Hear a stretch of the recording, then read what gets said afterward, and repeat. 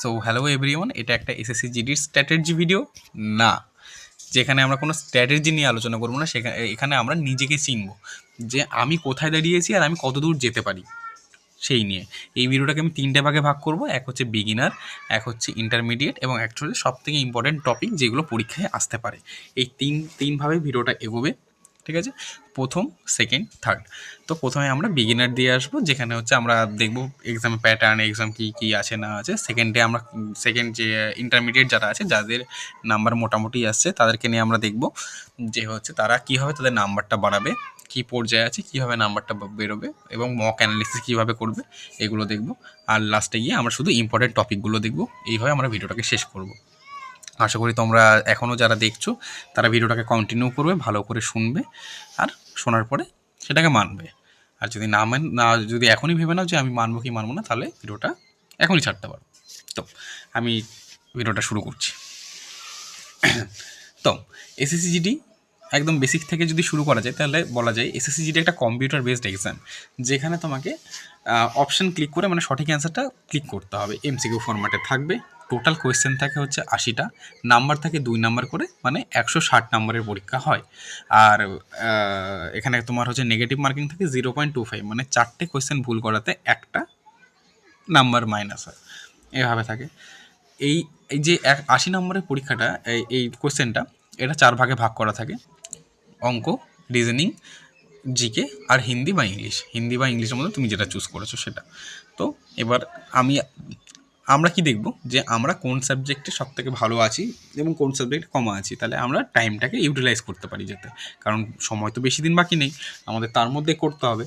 তো তার জন্যে আমরা প্রথমে আগে নিজেকে দেখবো, যে অ্যানালাইজ করবো যে ভাই আমি কিসে কামজোর আছি, যে আমি এটাতে ধ্যান দেবো। এর জন্য আমি মক অ্যানালিসিস করতে পারি, যে আমি একটা মক টেস্ট দিলাম, যে দেখলাম ও আচ্ছা আমার এটাতে নাম্বার কম আছে, তাহলে আমি এটাতে কমা। আর নয়তো তুমি নিজেই জানো যে আমি যেরকম জানি আমি এই সাবজেক্টে আমি কমা, সেরকম তুমিও জানবে যে এই সাবজেক্টে আমি কমা। তাহলে যেই সাবজেক্টে বেশি কমা আছো সেই সাবজেক্টে একটু বেশি ধ্যান দিতে হবে। কিন্তু কীভাবে দেবে? ধরো তুমি জিকেতে কমায় আছো, কিন্তু তাহলে এসএসসি জিডির এখন আর কয়েকটা দিন বাকি আছে, এর মধ্যে কি আমি জিকেতে বেশি টাইম দেবো? না, এটা ভুল হবে। তুমি এই এসএসসি জিডির পরীক্ষাতে সবথেকে যে মেইন যে টার্গেটটা থাকে সেটা হচ্ছে অঙ্ক, রিজনিং, ঠিক আছে? অঙ্ক আর রিজনিং তোমাকে একদম ভালোভাবে করতে হবে, যাতে বেশিরভাগ নাম্বারটা আমার ওখান থেকে আসে। তারপরে আসবে হিন্দি থেকে, এবং শেষ যে সাবজেক্টটা থাকবে সেটা হচ্ছে জিকে থাকবে। কারণ জিকে অনেক বড় একটা সাবজেক্ট, ওই বড় একটা সাবজেক্ট আমরা এখন এই কটা দিনের মধ্যে কভার করব না, কিন্তু আমরা যা যা পড়েছি সেই সব কটা জিনিস আমরা রিভাইজ করে যাব, ঠিক আছে? তো যখন আমাদের এগুলো সব কিছু হয়ে গেল, এরপরে আমরা দিয়ে থাকবো টেস্ট, একদম আনলিমিটেড টেস্ট। কারণ আমাদের যেন কোয়েশ্চেনের সাথে আমরা ইউজ টু হয়ে যায়, যে কোয়েশ্চেন এরকম আসে আর এরকম হবে, ঠিক আছে? তাই সবসময় আমরা টেস্টের দিকে বেশি ফোকাস করব, এবং যত যা রিভাইস আছে সেই রিভাইসগুলো আমরা টেস্টের মাধ্যমে করব। এই টেস্ট হচ্ছে যদি তোমরা নিজে চাও নিজে দিতে পারো, বা একটা টেলিগ্রাম গ্রুপ করতে পারো, যেখানে সবাই আছো, সেই সবাইয়ের এখানে কেউ কোয়েশ্চেন আপলোড করলো, করার পরে তোমরা সেই টেস্টগুলো দিলে, যেগুলো 24-25-এর PYQ হবে, সেরকম কোনো টেস্ট, ঠিক আছে? তো এইগুলো হলো। দ্বিতীয়ত, আর মনে হয় না বিগিনারে কোনো ডাউট থাকবে বলে। আর যদি কোনো ডাউট থাকে তাহলে হচ্ছে কমেন্ট করো, আমি সেগুলো তোমাদের বলে দেবো। তো সেকেন্ড, এবার আসি ইন্টারমিডিয়েট। এবার ইন্টারমিডিয়েট যারা আছে, আমি আশা করবো তাদের হচ্ছে অলরেডি সাবজেক্ট কিছুটা কভার করা আছে, এবং তাদের নাম্বার মোটামুটি ঠিকঠাক আসছে। মানে ঠিকঠাক বলতে হলেও 60 নাম্বার আসছে, 50 থেকে 60 বা 60-70 নাম্বার আসছে। তারা আরেকটু, তাদেরকে 100 বা 100 আপ যেতে হবে। কীভাবে যাব? দেখো তাহলে কীভাবে যাব। এবার কীভাবে যাওয়ার মধ্যে প্রথম কোয়েশ্চেন, যখন তুমি 60-70 আসো, তার মানে তুমি ম্যাথের কিছু বেসিক জানো, তুমি রিজনিংয়েরও বেসিক জানো, তুমি হিন্দিরও বেসিক জানো, তুমি জিকেও কয়েকটা জিনিস জানো, কিন্তু তুমি কোনোটাতেই ঠিকঠাকভাবে এতটা কিছু জানো না যে যেখানে তোমার নাম্বারটা বেশি আসছে। হতে পারে তুমি রিজনিং, আশা করি তুমি রিজনিং সব কিছু ঠিকঠাক করছো, কিন্তু ম্যাথে গিয়ে তোমার ভুল করছো। তাহলে যে জিনিসগুলো তোমার ম্যাথে, আমি প্রথমে ম্যাথটাকে ধরছি, ম্যাথে তোমার যে জিনিসগুলো তোমার করা আছে, মানে যে চ্যাপ্টারগুলো তুমি করেছো, সেই চ্যাপ্টারগুলোকে তুমি সবথেকে বেশি সময় দেবে, এবং সেটাকে যেন এমন কোনো টাইপ না থাকে, মানে প্র্যাকটিস এমনভাবে করবে, শুধু প্র্যাকটিস এমনভাবে করবে যেন ওই চ্যাপ্টার থেকে আমার কোনো কোয়েশ্চেন না বাদে, ঠিক আছে? শুধু প্র্যাকটিসের উপরে বেশি ধ্যান দেবে, এখন নতুন কিছু পড়ার দিকে যাবে না, শুধু হিন্দিটাকে পড়বে, ঠিক আছে? আর যা জিকে যা পড়েছো সেইগুলো শুধু রিভাইজ, শুধু রিভাইজ করে যাবে, নতুন কিছু করবে না, নতুন কোনো স্টাডি মেটেরিয়াল দিকে যাবে না।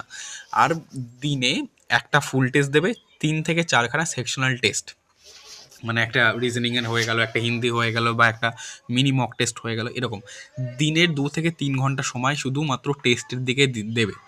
আর সেটাকে অ্যানালিসিস কীভাবে করবে তার জন্য একটা A4 সাইজের পেপার কিনে নিলে, ধরো এটা ভাবলাম একটা A4 সাইজের পেপার। এবার এই A4 সাইজের পেপারের মধ্যে আমি ধরো অঙ্ক ভুল করেছি, যে অঙ্কটা আমি ভুল করেছি, যেটা আমি পারি না, ধরো একটা এখানে চ্যাপ্টার আসলো যে গড়ের থেকে একটা অঙ্ক আসলো, যে গড়ের অঙ্ক, এদিকে আমি গড়ের চ্যাপ্টার আমি কভার করা নেই, এবার সেই অঙ্ক আমি পারিনি, আমি কিন্তু সেখানে সেটা লিখবো না, কিন্তু আমি পার্সেন্টেজ আমি করেছি, সেই অঙ্কটা আমার ভুল হয়েছে, তাহলে আমি এই অঙ্কটা আমি এখানে লিখলাম।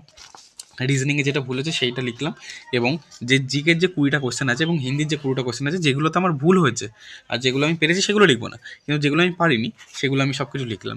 এবং প্রতিদিন এই শিটটাকে আমি রিভাইজ করবো, প্রতিদিন এই শিটটাকে আমি রিভাইজ করবো, যতদিন পরীক্ষাটা আমার না আসে, এরকম দেখবো এরকম এরকম এরকম এরকম এরকম করে পুরো এতগুলো একটা টেস্টের একটা বান্ডিল হয়ে যাবে, এরকম একটা মোটা একটা টেস্টের বান্ডিল হয়ে যাবে, সেভাবে তুমি রিভাইজ করে নিয়ে গেলে।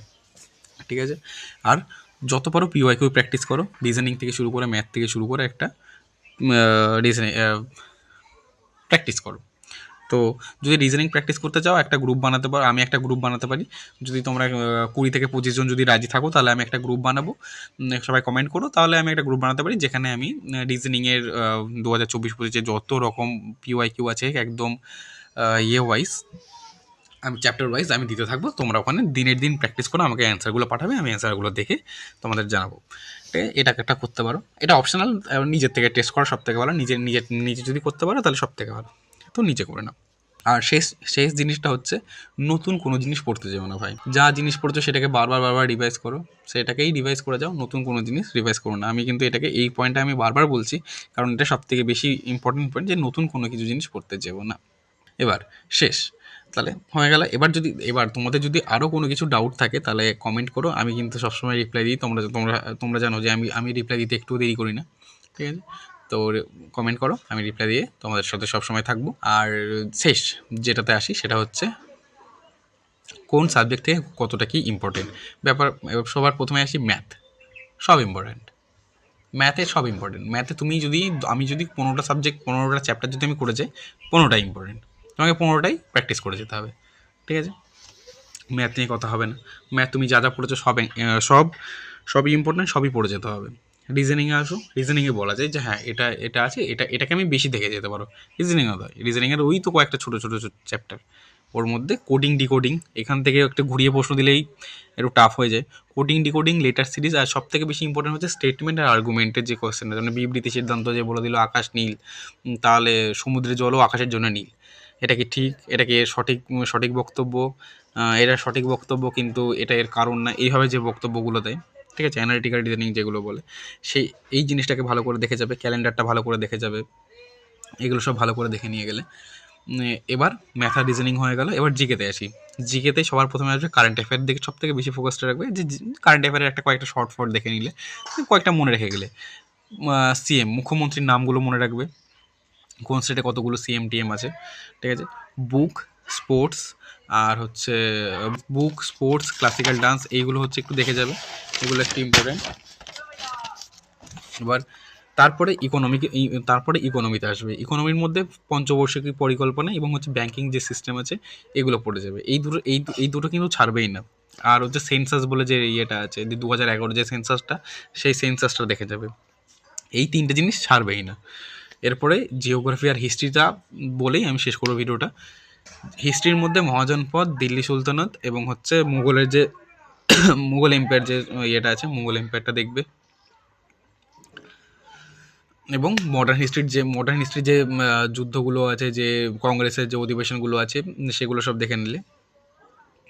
জিওগ্রাফির মধ্যে নদী, পাহাড়, ভূমি, চাষ, আরও একটা দুটো হয়তো টপিক আছে, মিনারেলসের যে টপিকগুলো আছে, এই কয়েকটা টপিক ছাড়বে না, এই কয়েকটা টপিক থেকে পড়ে যাবে। আর হ্যাঁ, এই কটা টপিকে পড়ে যাও, আর পরে আমি আরও বলতে থাকবো, আরও কিছু যদি দরকার হয় আমি কিছু অ্যাড করতে থাকবো। ঠিক আছে? তো ভিডিওটা অনেকটা বড় হয়ে যাচ্ছে, আমি ভিডিওটা বেশি বড় করতে চাইছি না। তো দেখো, আশা করি আমার কথাগুলো শুনবে। যদি আরও কিছু ডাউট থাকে তাহলে কমেন্ট করো, আমি নিশ্চয়ই যতটা পারি আমি হেল্প করব। ঠিক আছে? বাই, পরে দেখা হচ্ছে।